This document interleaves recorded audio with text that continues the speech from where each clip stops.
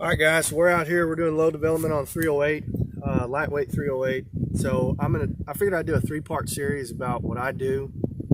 First part is just going to be getting some information, some velocity data. So I loaded up one charge weight per round, or 1 round per charge weight. We're going to shoot that over the magneto speed and look for a trend.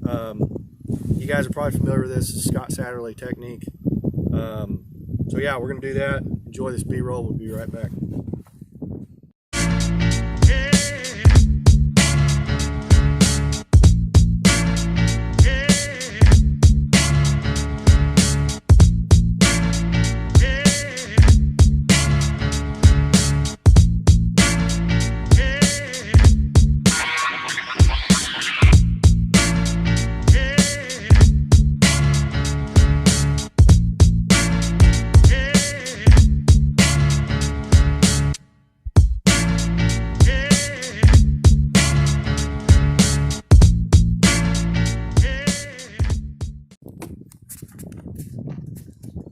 All right, so these are our results. We'll go down and look at the target. But velocity spreads, we did one charge weight per round.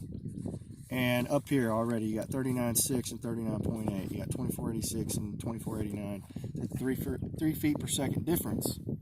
I'm curious now what 39.4 is, because if that's a wide node, I can load the middle of that.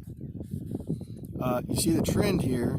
This right here going from 2507, 2446 to 2532.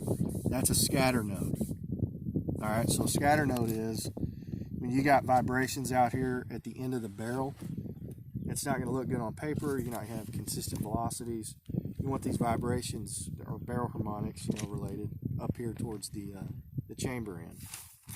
So moving down, we jump into 40.6, 40.8, and 41 with a spread of 7 feet per second.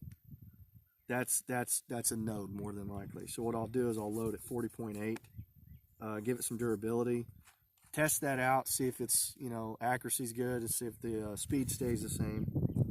And then we jumped into 41.2, 4, and 6. I started showing pressure, pretty early. I did load workup with this with a higher charge weight, saw pressure really early, had to abandon that and drop down to a lower powder charge because I'm running some Magnum primers in here. When primers are unavailable, you run what you can run. So yeah, next part in the series is going to be loading in the middle of these nodes, testing those out, making sure our extreme spreads are good, and then checking to see what it looks like on paper. But let's go down there and look and see what the paper says. All right, so real quick, you'll notice these 4 up here, those were we're starting to get into some pressured out ones.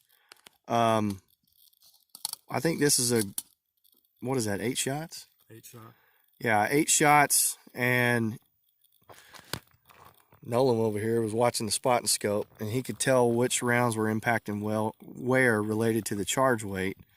So, that earlier charge weight, whatever it was, 39.6 or 4, I think 39.6 is somewhere in here. And then 40.8 is somewhere in here. So it's grouping like that. That immediately tells me that, yeah, we're probably looking at a node. And you can probably discredit these because 2 of these I think were the higher pressure ones. I don't really know. One was a pull. Yeah, one was a pull, probably that one. Or was it that one? Yeah, I think it's that one. Yeah, that was earlier in the round. So that was like, what was that, 40 grains, and then these other 3 were pressured out. Okay. Yeah, so that's part 1 of the series. Stay tuned. We'll have part 2 where we kind of confirm this node and see where it groups and what it likes.